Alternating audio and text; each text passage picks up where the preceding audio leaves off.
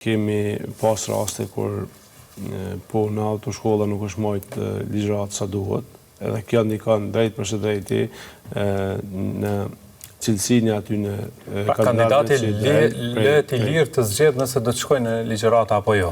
Nuk bëhet obligative. Nuk do duhet leje i lirë, nuk do duhet asesi të mos organizohej ligjërat në autoshkollë, edhe nuk do duhet asesitë vetëm të shënohen orët të cilat janë marrë në fakt nuk janë marrë me shofer instruktorin. Pra kemi pas raste kur ka ndodhur një farë pakti kështu mes autoshkollave edhe kandidatëve që unë s'mi marrë kreditorët, po ti më shënon që i ka marrë kreditorët. Edhe kjo e penalizon jashtëzakonisht shumë atë ngasës.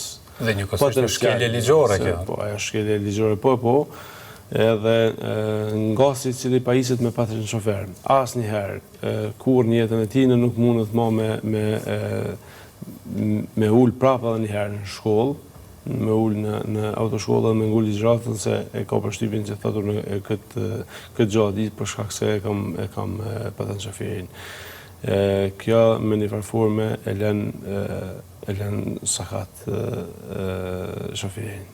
E lën një shofer i cili nuk i ka kalu krejt filtrat, siç është para pa me udhëzimet administrative dhe me ligjet në fuqi.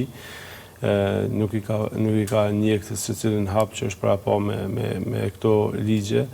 Faktikisht është i pa aftësuar mjaftueshëm për me dalë në trafik. Edhe kjo manej në trafik shkakton jashtëzakonisht probleme të mëdha.